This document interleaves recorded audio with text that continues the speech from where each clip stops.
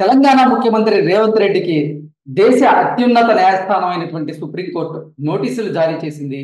రెండు తెలుగు రాష్ట్రాల్లో సంచలనం సృష్టించినటువంటి ఓటుకు నోటు కేసు విచారణను తెలంగాణ నుంచి మధ్యప్రదేశ్లోని భోపాల్కు బదిలీ చేయాలంటూ కూడా మాజీ మంత్రి జగదీష్ రెడ్డి, ఇప్పుడు బీఆర్ఎస్ నేత జగదీష్ రెడ్డి ఆయన కోరిన మేరకు ద్విసభ్య ధర్మాసనం దీనిపైన విచారణ చేపట్టి రేవంత్ రెడ్డికి నోటీసులు జారీ చేసింది. ఈ నేపథ్యంలో ఈ అంశానికి సంబంధించి మనతో మాట్లాడేందుకు ప్రముఖ రాజకీయ విశ్లేషకులు మన్నేటి కోటేశ్వరరావు గారు మనతో ఉన్నారు. ఆయనతో మాట్లాడదాం. సార్ నమస్తే. సార్ నమస్తే. సార్, రేవంత్ రెడ్డి గారికి సుప్రీంకోర్టు నోటీసులు జారీ చేసింది. రెండు తెలుగు రాష్ట్రాల్లో సంచలనం సృష్టించినటువంటి ఓటుకు నోటు కేసు విచారణని ఇటు తెలంగాణ నుంచి మధ్యప్రదేశ్లోని భోపాల్కి బదిలీ చేయాలంటూ కూడా జగదీష్ రెడ్డి గారు ఆయన సుప్రీంకోర్టును ఆశ్రయించడం, సుప్రీంకోర్టులో ద్విసభ్య ధర్మాసనం దాన్ని విచారించి రేవంత్ రెడ్డికి నోటీసులు అందజేయడం జరిగింది. సార్ ఈ అంశం మీద మీ విశ్లేషణ ఏంటి అంటే ఏం చెప్తారు? ఇది ఎక్స్పెక్ట్ చేస్తున్నదే, ఎందుకంటే ఊహించిందే. ఇది ఎవరో ఒకళ్ళు ఈ విధమైనటువంటి విచారణ కోరుతారు అనేటువంటిది ఊహించిందే. జగదీష్ రెడ్డి గారు కోరారు, దాన్ని సుప్రీంకోర్టు యాజిటీస్ గా ఆమోదించింది అనేటువంటిది స్పష్టం. ఎందుకు అంటే ఈ కేసు నమోదైనప్పుడు రేవంత్ రెడ్డి గారు ముఖ్యమంత్రి కాదు, లేకపోతే ఒక ప్రతిపక్ష నాయకుడు, మామూలు పార్టీ కార్యకర్త. ఇప్పటికి వచ్చేసరికి ముఖ్యమంత్రిగా బాధ్యతల్లో ఉన్నారు, హోంశాఖని చూస్తున్నారు అనేటువంటిది అందరికీ తెలిసింది. అందువల్ల దీనిలో పోలీసులు, వారి దగ్గర ఉన్నటువంటి పోలీస్ డిపార్ట్మెంట్ దగ్గర ఉన్నటువంటి సాక్ష్యాలు, వాళ్ళు చెప్పేటువంటి అంశాలు ఇవన్నీ కూడా కీలకంగా మారుతాయి కనుక సహజంగానే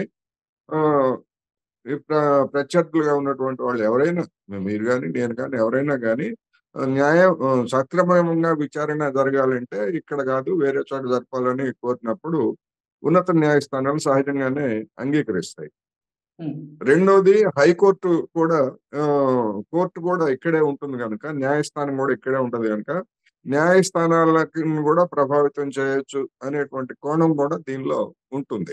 ఇప్పటికే రేవంత్ రెడ్డి గారు ముఖ్యమంత్రిగా ఉన్నారు, అలాగే హోంశాఖకు సంబంధించినటువంటి అధికారాలు మొత్తం కూడా రేవంత్ రెడ్డి గారు చేస్తూ ఉన్న నేపథ్యంలో, అందుకనే ఇందులో రెండు అంశాలు సుప్రీంకోర్టు, నాకు అర్థమైన మేరకు సుప్రీంకోర్టు పరిగణలోకి తీసుకున్న అంశాలు రెండు. ఒకటేమో అధికార యంత్రాంగం, పోలీసు యంత్రాంగం, పోలీసు యంత్రాంగాన్ని చూసేటువంటి బాధ్యత కూడా ఆయన దగ్గరే ఉన్నది ఒకటి. రెండో, స్థానిక కోర్టుల మీద ఇన్ఫ్లుయెన్స్ చేయకుండా ఉండాలంటే సహజంగానే ఇతర అనేక రాష్ట్రాలకు సంబంధించినటువంటి కేసుల్లో కూడా మనం చూస్తున్నాం. ఎక్కడైనా ఇలాంటి ప్రముఖులు ఉన్నటువంటి చోట్ల వేరే రాష్ట్రాలకి బదిలీ చేయమని కోరటం, దాన్ని సుప్రీంకోర్టు కానీ లేదా ఇతర కోర్టులు కానీ అంగీకరించడం అనేటువంటిది ఒక మామూలు సాధారణ ప్రక్రియగా ఉంది. ఆ ప్రక్రియలో భాగంగానే దీని మీద మీకేమన్నా అభ్యంతరాలు ఉన్నాయా, మీ స్పందన తెలియజేయండి అని చెప్పేసి రాష్ట్ర ప్రభుత్వానికి, అదేవిధంగా రేవంత్ రెడ్డి గారు నిందితుడిగా ఉన్నాడు కనుక ఆ కేసులో రేవంత్ రెడ్డి గారికి కూడా నోటీసులు ఇచ్చారు. ఆ నోటీసులకి నేను అనుకోవటం ఏంటంటే దాన్ని యాక్సెప్ట్ చేయడం మినహా మరొక అవకాశం లేదు అని అనుకుంటున్నాను. ఎందుకంటే సుప్రీంకోర్టే దానికి డిసైడ్ చేసి అక్కడ బదిలీ చేయడానికి అంగీకరించింది కనుక అంతకు మించి ఇంకా వేరే మార్గం లేదు. అందువల్ల మధ్యప్రదేశ్ హైకోర్టులో విచారణ జరుగుతుందని మనం భావించాలి. సార్, ఇక్కడ అసలు మధ్యప్రదేశ్లోని భూపాల్కే ఆ కేసును బదిలీ చేయాలి, ఆ విచారణ బదిలీ చేయాలని జగదీష్ రెడ్డి గారి కోరడం వెనక కారణం ఏంటి అంటే ఏం చెప్తారు సార్? జగదీష్ రెడ్డి గారు మధ్యప్రదేశ్ కి అని కోరారా, లేకపోతే సుప్రీంకోర్టు న్యాయమూర్తులు ఇచ్చారా అనేటువంటిది మనకి క్లారిటీ లేదు. ఎందుకంటే ఒకవేళ జగదీష్ రెడ్డి గారే కనుక కోరితే న్యాయమూర్తులు అడిగి ఉండేవాళ్ళు, మీరు ఎందుకు కోరుతున్నారు అనేటువంటి ప్రశ్న న్యాయమూర్తుల దగ్గర నుంచి వస్తుంది. అందుకని ఢిల్లీకి వేయొచ్చు, ఇంకొక రాష్ట్రానికి వేయొచ్చు, ఎక్కడికైనా వేయొచ్చు. నేను అనుకోవటం పక్కనే సమీపంలో ఉన్నటువంటి రాష్ట్రం అదే గనక, తెలుగు రాష్ట్రం కాకుండా ఉన్నటువంటి రాష్ట్రం అదే కనుక వేశారని అనుకోవచ్చు. నేను సుప్రీంకోర్టు న్యాయమూర్తుల యొక్క విచక్షణకు సంబంధించినటువంటి అంశం అది. బహుశా వాళ్ళే దాన్ని సూచించుండొచ్చు లేదా నిర్ణయించుండొచ్చు. అంతే తప్ప జగదీష్ రెడ్డి గారు కోరి ఉంటారు అని నేను అనుకోండి. జగదీష్ రెడ్డి గారు కోరితే మళ్ళా అది జగదీష్ రెడ్డి గారు ఎందుకు కోరారు అని చెప్పేసి రేవంత్ రెడ్డి గారు కానీ లేకపోతే రాష్ట్ర ప్రభుత్వం కానీ ఒకవేళ అది కోరుంటే, ఇది ఊహాగాని మాత్రం కోరుంటే ఎందుకు కోరారు అనేటువంటిది మళ్ళా అది సుప్రీంకోర్టుని వీళ్ళు అడిగేటువంటి అవకాశం ఉంటుంది, మళ్ళీ పిటిషన్ వేయొచ్చు. కానీ సుప్రీంకోర్టు ఒక నిర్ణయం చేసింది, చేసిన దాని మీద మీ అభిప్రాయం ఏమిటి అని చెప్పేసి ఫార్మల్ గా ఇచ్చేటువంటి నోటీసులు ఇవి. వీటిని ఆమోదించడం మినహా మరొక మార్గం లేదనేది నా అభిప్రాయం. ఓకే. ఇప్పుడు సుప్రీంకోర్టు రేవంత్ రెడ్డి గారికి నోటీసులు ఇచ్చిన నేపథ్యంలో రేవంత్ రెడ్డి గారి తదుపరి చర్యలు ఏ రకంగా ఉంటాయి? ఆయన ప్లాన్ ఆఫ్ యాక్షన్ ఏ రకంగా ఉండబోతుంది అంటే ఏం చెప్తారు సార్? తదుపరి చర్యలు అంటే ఇప్పుడు హైకోర్టులో ఎట్లాగైతే ఇప్పుడు ఎట్లా ఎదుర్కోవాలో కేసుని ఈ హైకోర్టు, తెలంగాణ హైకోర్టు బదులు మధ్యప్రదేశ్ హైకోర్టులో ఎదుర్కొంటారు.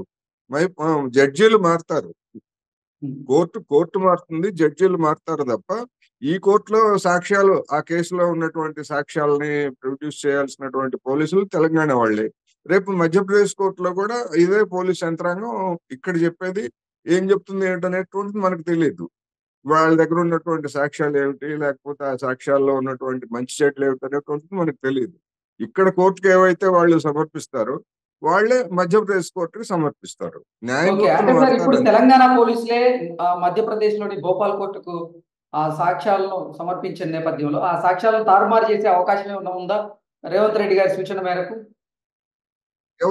ఎవరు తారుమారు చేస్తారు? పోలీసుల. ఆ ఇప్పుడు పోలీసులు తెలంగాణకి తారుమారు ముఖ్యమంత్రిగా రేవంత్ రెడ్డి గారు ఉన్న నేపథ్యంలో రేవంత్ రెడ్డి గారి కనుక అంటే రేవంత్ రెడ్డి గారు కనుక ఆర్డర్ చేస్తే పోలీసులు సాక్ష్యాలను తారుమారు చేసే అవకాశం ఉందా అంటే ఏం చెప్తారు? పోలీసులు తారుమారు చేస్తారంటే ఇప్పుడు ముఖ్యమంత్రి ఒకవేళ అటువంటి ఆదేశాలు జారీ చేస్తే అది అధికార దుర్వినియోగం అవుతుంది. అలా చేస్తారా అనేటువంటి ఒక ప్రశ్న. చేసినంత మాత్రాన పోలీసులు గతంలో దాఖలు చేసినటువంటి దానికి భిన్నంగా, గతంలో ఆల్రెడీ కొంత ప్రాసెస్ నడిచింది కదా, ఇప్పుడు అది విచారణలో ఉన్నది ఆ కేసు.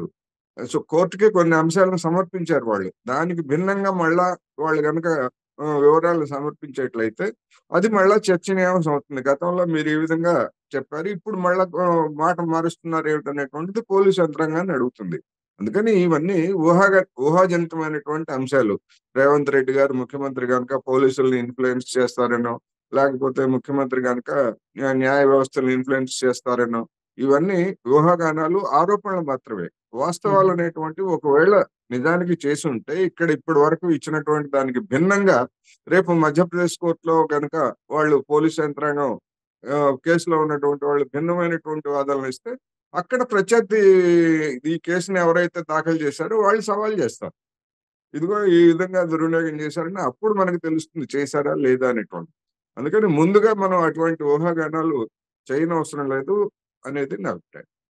సో ఇలా సుప్రీంకోర్టు అసలు రేవంత్ రెడ్డి గారికి నోటీసులు జారీ చేస్తుంది అనేది ముందుగానే ఊహించుంటారా అయితే? న్యాచురల్. ఎందుకంటే ఒక ముఖ్యమంత్రి స్థానంలో అంతకు ముందు కేసు దాఖలైనప్పుడు ఉన్నటువంటి రేవంత్ రెడ్డి గారి పొజిషన్ వేరు, ఇప్పుడు పొజిషన్ వేరు. అందువలన ఇక్కడ ప్రభావితం చేసేటువంటి అవకాశం అదే కదా. కోర్టుకు వెళ్ళింది జగదీష్ రెడ్డి గారు, కోర్టుకు వెళ్ళింది ఉద్దేశం అదే. అందుకని ఆ ఉద్దేశాన్ని సహజంగానే కోర్టులు, ఉన్నత న్యాయస్థానాలు అంగీకరిస్తాయి. ఇప్పుడు ఏ హైకోర్టు అయినా న్యాయమూర్తులు ఒకటే కనుక దాన్ని అభ్యంతర పెట్టాల్సినటువంటి అవసరం లేదనేది కూడా నా అభిప్రాయం. Okay. Okay sir. Thank you so much. మంచిది.